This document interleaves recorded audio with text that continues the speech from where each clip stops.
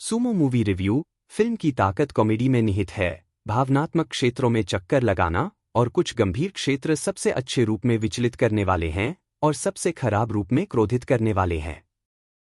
शिव की नवीनतम film Sumo में पहली बार जब आप योशिनोरी ताशिरो से मिलते हैं तो वह मावशी पहने हुए हैं, जो सुमो पहलवानों द्वारा पहना जाने वाला पहनावा है। जाहिर है वह चेन्नई के तटों से बहकर आया है और उसकी मानसिक बनावट 1.5 साल के बच्चे जैसी है। और किसी तरह इसका मतलब है कि पहलवान का एकमात्र ध्यान अपनी जबरदस्त भूख को शांत करना है। वह शिव के साथ तुरंत जुड़ाव महसूस करता है क्योंकि खैर, आपको फिल्म को आगे बढ़ाने के लिए एक कारण की आवश्यकता होती है और उन्हें इसके अलावा कुछ नहीं मिला। क्या कोई स्वेच्छा से अविश्वास को स्थगित करना चाहता है? इस बिंदु के बाद हमें कई मौकों पर स्वेच्छा से अपने अविश्वास को स्थगित करने के लिए कहा जाता है और हम ठीक वैसा ही करते अगर फिल्म हर दूसरे दृश्य में अचानक स्वर बदलकर बेतुकेपन की दुनिया में वास्तविकता की भावना को नहीं दिखाती। यह एक ऐसी दुनिया है जहां शिव की दुनिया में अचानक प्रवेश करने वाले का नाम गणेश है, क्योंकि आप जानते हैं वह पेट वाले भगवान हैं। गणेश भूखे हैं और उन्हें बिस्कुट, लॉलीपॉप और सैंडविच खिलाए जाते हैं। हालांकि उन्हें अचानक एक इडली खाने की प्रतियोगिता में शामिल कर दिया जाता है जहां यह अनुमान लगाने के लिए कोई पुरस्कार नहीं है कि कौन जीतता है। फिर हम उन्हें जैक वीटीवी गणेश के कैफे के मेहमानों के लिए रखे नूडल्स और फ्राइड राइस पर थिरकते हुए पाते हैं। ओह, और शिव फिल्म में एक सर्फर हैं, लेकिन उन्हें कैफे कम सर्फ बार में एक कामगार के रूप में अधिक देखा जाता है और यह आपको आश्चर्यचकित करता है कि वह सर्फर होने के बजाय जैक के कैफे में सिर्फ एक कर्मचारी क्यों नहीं हो सकते थे। लेकिन मैं विषय से भटक रहा हूं। फिर गणेश को विनायक चतुर्थी समारोह के दौरान भगवान गणपति के स्टैंड इन के रूप में उपयोग किया जाता है। अब तक आप समझ गए होंगे कि ऐसे सवाल पूछने का क्या मतलब है। ओह, और फिर गणेश, जिसका दिमाग एक बच्चे जैसा है, एक खलनायक गिरोह द्वारा परेशान किया जाता है जिनके पास करने के लिए कुछ भी बेहतर नहीं है क्योंकि उनके बॉस की भूमिका योगी बाबू ने निभाई है, जिसका फिल्म में कोई काम नहीं है। लेकिन हाँ, यह शिव को अपनी ताकत दिखाने का मौका देता है और इन चक्करों के बारे में जितना कम कहा जाए फिल्म के लिए उतना ही बेहतर है। एक बिंदु पर शिव, उसकी प्रेमिका कनी प्रिया आनंद, जिसका आपराधिक रूप से कम उपयोग किया गया है, और जैक यह पता लगाते हैं कि गणेश जापान से है। और वे यह कैसे करते हैं? एक स्कूली लड़के का स्कूल में झंडे का नामकरण प्रतियोगिता होती है और शिव उसे और गणेश को झंडे खरीदने के लिए एक उपहार की दुकान पर ले जाता है और वो हिला। गणेश जापान के झंडे को कुछ ज्यादा ही देर तक घूरता रहता है।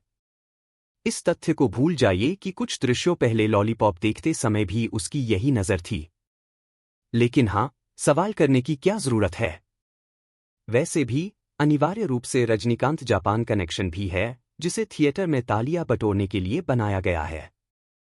किसी तरह वे जापान से जुड़ते हैं और उन्हें पता चलता है कि गणेश जापान का एक सूमो पहलवान है। कोई आश्चर्य कर सकता है कि जब वे पहली बार गणेश से मिले थे तो वे कभी भी उससे जुड़ क्यों नहीं पाए। कोई आश्चर्य कर सकता है कि उन्होंने डॉक्टर के अपॉइंटमेंट को बनाए रखने की कोशिश क्यों नहीं की ताकि यह समझ सकें कि वह कुछ क्यों नहीं बोल रहा है। कोई आश्चर्य कर सकता है कि योगी बाबू इस फिल्म में क्या कर रहे थे। लेकिन फिर आपको फिल्म के कई किरदारों पर भी यही तर्क लागू करना होगा और यह काफी फिसलन भरा हो जाता है। फिल्म की ताकत कॉमेडी में निहित प्रतीत होती है, भावनात्मक क्षेत्रों में भटकाव और कुछ गंभीर क्षेत्र सबसे अच्छे रूप में विचलित करने वाले हैं और सबसे बुरे रूप में क्रोधित करने वाले हैं। ऐसा लगभग लगता है कि निर्माता तय नहीं कर पा रहे हैं कि सरल वन लाइनर के साथ क्या करना है और इसे अलंकरणों से भर देते हैं जो केवल हमें विचलित करते हैं। विचलित करने वाली बातों की बात करें तो संगीतकार निवास के प्रसन्ना ने अपने बैकग्राउंड स्कोर के साथ हर भावना को बढ़ाने का प्रयास किया है, जो शिव और गणेश के बीच संबंध को उजागर करने वाले यादृच्छिक भावनात्मक नंबर से थोड़ा ही बेहतर है। नहीं, फिल्म में कोई भावनात्मक कोर नहीं है क्योंकि निर्माताओं के पास यह स्थापित करने के लिए एक भी दृश्य नहीं है कि वे दोस्त क्यों बनते हैं। देखिए, हम इस विश्वास के साथ इस सवारी पर जाने के लिए तैयार हैं कि फिल्म इन बारीकियों को सिर्फ छिपाएगी और बिना ज्यादा सोचे समझे हमें हंसाएगी। लेकिन जब ऐसा नियमित रूप से नहीं होता है तो ये अपवाद और भी ज्यादा परेशान करने वाले हो जाते हैं। एक बार जब फिल्म जापान चली जाती है तो कोई सोच सकता है कि सूमो बेहतर हो सकती है। ईमानदारी से ये हिस्से मज़ेदार हैं, लेकिन अनजाने में यह एक फिल्म की तरह कम बल्कि अनावश्यक दृश्यों से जुड़े जस्ट फॉर गैग्स एपिसोड के विस्तारित संस्करण की तरह लगता है। हालांकि शिवा के पोकर फेस वन लाइनर्स की बदौलत कुछ हंसी के पल हैं। यह आपको आश्चर्यचकित करता है कि एसपी होसिमिन ने एक ऐसी फिल्म में बेतुका रास्ता क्यों नहीं अपनाया जो एक बेतरतीब सफर द्वारा सूमो पहलवान को वापस घर ले जाने के बारे में है। फिल्म में बहुत कुछ होने की संभावना थी, आधार और स्टार कास्ट को देखते हुए, और कहानी के प्रस्तावना और उपसंहार में वीटीवी गणेश कुछ बेतरतीब चीजें करते हैं।